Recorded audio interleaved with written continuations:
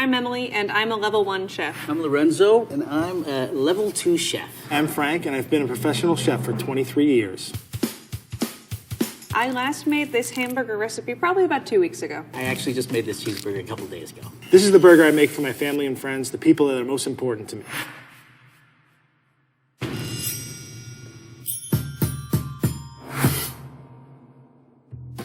When I make burgers, I just use store-bought ground beef. Here we go. This is grass-fed ground chuck. It's about 80 lean meat and 20 fat. The fat is your golden ticket to a good burger. For my hamburgers, I like to use beef short ribs. It's got a great amount of lean meat to fat. The only problem with it is it's tough. So what we have to do is grind it. I like to grind my own meat because when you go to the supermarket, basically they're just getting whatever beef scraps they have. This way, I get a burger that I know exactly what's in it. Now I'm just gonna put some breadcrumbs in. It holds it together, I think, a little better. Next step, some Worcestershire sauce, garlic powder, pepper, salt, chili flakes, because my husband likes everything spicy. Now that my meat is ground up, I'm gonna form it into patties. You really just shouldn't handle the meat too long. I disagree with that.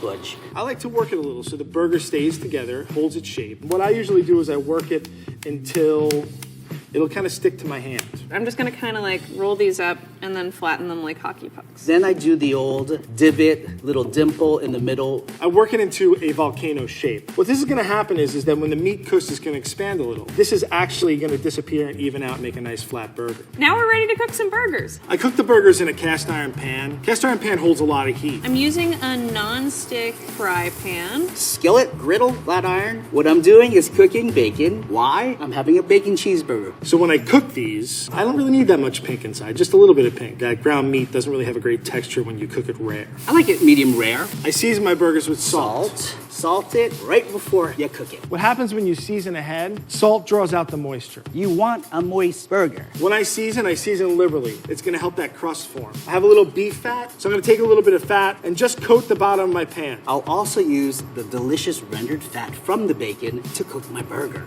Ooh. I'm gonna take these off. You sit over there. The reason I use beef fat and not something like butter, with a pan this hot, I'm gonna put my butter in the pan and immediately the butter is gonna burn. Ooh, I might have burnt that butter a little. I think it's fine. Now I have my patty, I have my volcano in the middle, I'm gonna put the flat side down first. So I'm gonna give it about 4 minutes on each side. When I see the lower portion of that burger get dark, crispy brown, flip over. I'm gonna go as high as I possibly can to start that browning and the crust on the bottom. People tend to start moving things around. Leave the burger alone. I'm just pressing down on it to make sure that all the meat touches the pan at least a little bit. Do not press the juices out of this delicious burger, please. I want a little bit of onion flavor on my burger. I take a nice slice of onion, I'm gonna put it on top. We're getting a lot of smoke, I'm not sure why. So I can see that it's nice and crispy. So I'm gonna do the old flip. Oh, it looks good, you guys. My burger's brown on this side, I'm gonna give it a flip. So you can see, I have a beautiful crust. Here we go, wait, there you go. Ah, oh, it's very charred. Good. This looks disgusting. Oh no, that's worse. All right, I'm just gonna go ahead and do that. Oh, good, the other side's nice and charry too. There's a nice, crisp outer layer that's been formed. It's sealing the juices in this burger, and I'm waiting about 3 minutes. So now my onion on the other side is getting caramelized. Caramelization is when the sugars start to go brown. The way that I'm gonna test this burger for doneness is I'm actually gonna poke at it, right? If I poke at it now, it's still really soft, and I want it to be fairly firm. I'm gonna go ahead and put the cheese on this side because at least it's a little less charred.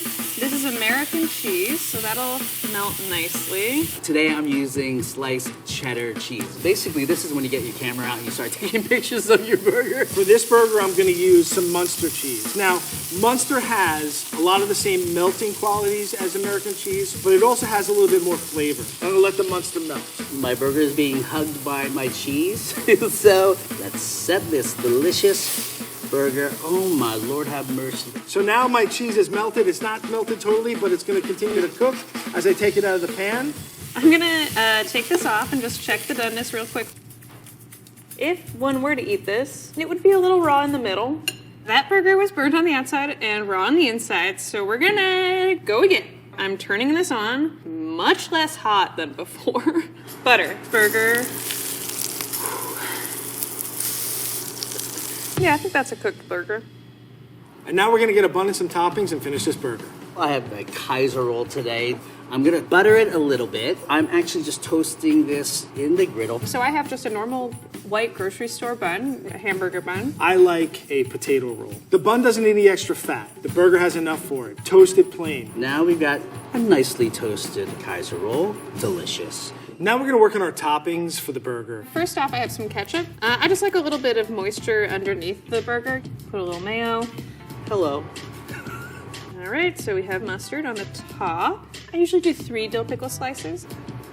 Fantastic. As a chef, I like to make my own pickles. I have a fancy French mandolin. This gives the pickles a nice crinkled cut. And we just want to make enough to fill up our jar. Some sprigs of dill, I'm just gonna stuff them into the bottom of the jar. I have a little bit of garlic, add a couple of cloves, and then my spices. Coriander seed, black peppercorns, mustard seed, some little Thai bird chilies. And then I proceed to stuff my cucumbers in. And now I'm gonna take the brine that I made. I get a ladle, and I just fill it with the ladle. And there you go. Put my lid on, it goes right in the fridge. I leave it in the fridge for about a week. I have my burger patty. I'm gonna put it on my bun. I have the pickles that I made. Bib lettuce. That's a nice slice of lettuce right there. Tomatoes. I only like a few pieces of raw onion. I kind of like a lot of it. Oh boy. My bacon. That looks good. And then some ketchup. Not a ton. I just want enough so that it adds a little sweetness to my burger. I'm just gonna press it all together. Bam. Boom. Beautiful. It looks good. It smells fantastic. What I like most about this burger is it's not complicated.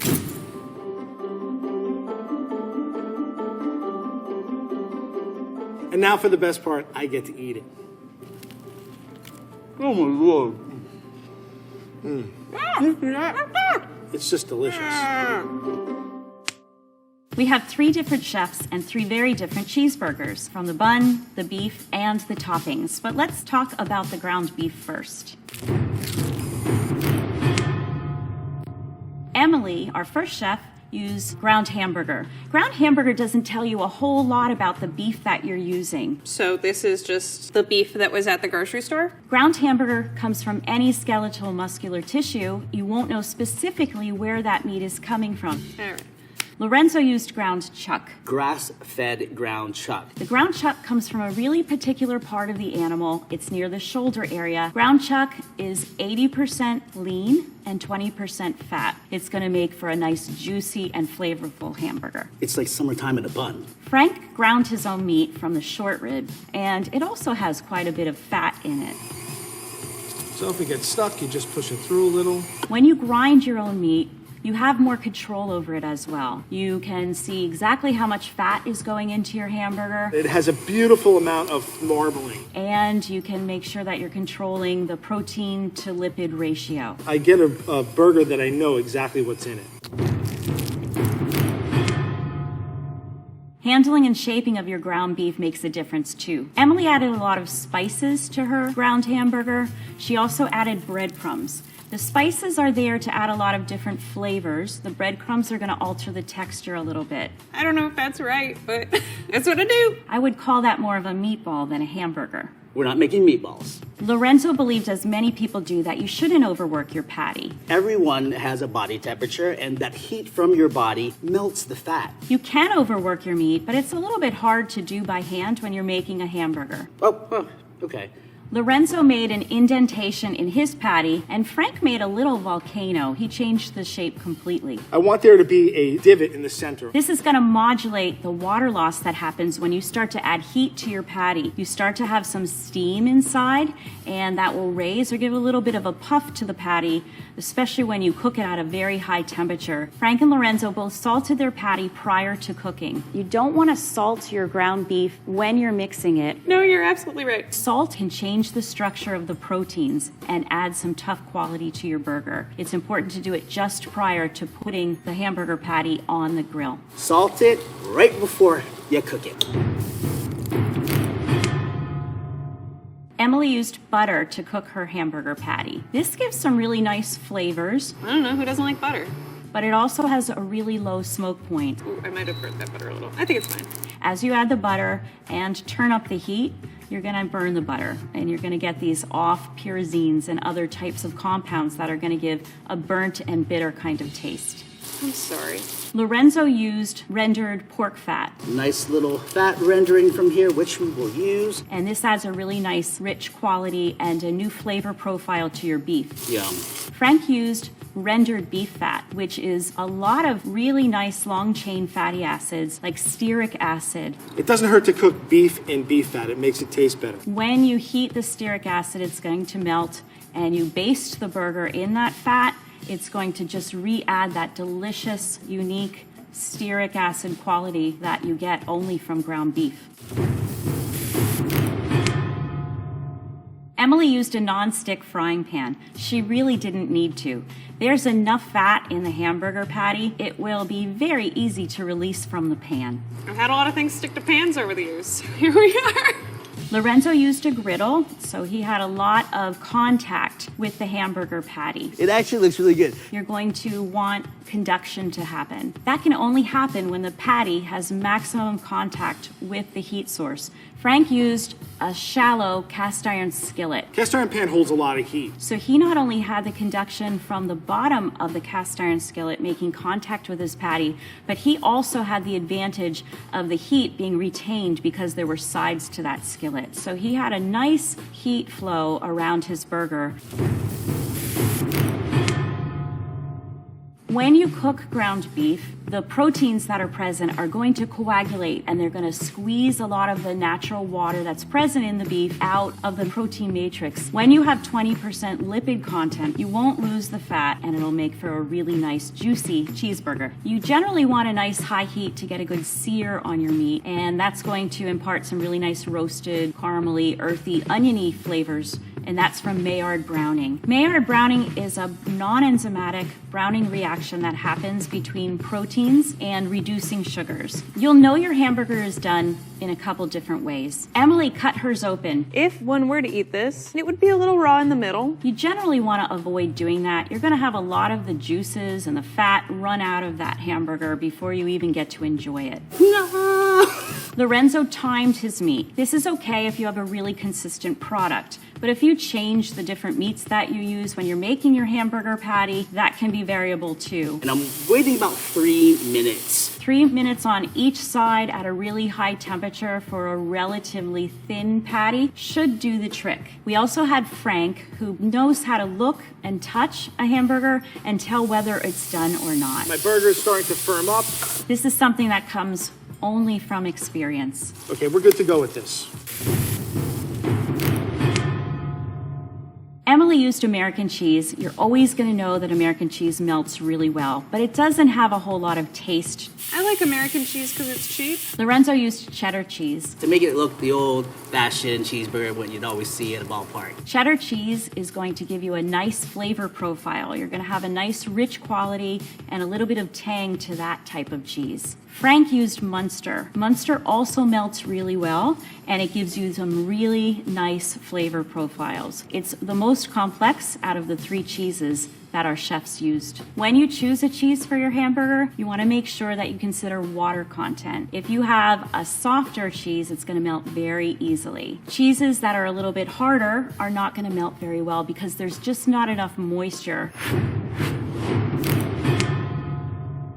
When choosing your bun, you have options. Emily used a standard white bun that you pick up in the grocery store. It was pretty much one-dimensional. Lorenzo used a Kaiser roll. Delicious Kaiser roll. We have a little bit of texture on the outside of the Kaiser roll. He also toasted his bun and used butter. Butter is a really nice flavor that complements some of the toasted chemicals and compounds that happen when you toast your bread. Frank just toasted his roll. It was a potato roll, so it had a nice rich quality to it. He did not put any kind of additional fat with his roll because there's plenty of fat in his ground short ribs.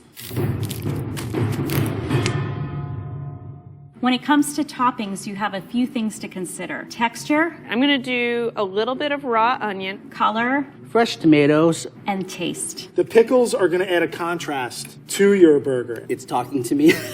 One more bite, please. The next time you make a cheeseburger, I hope you can take some of these elements and incorporate them into your own recipe.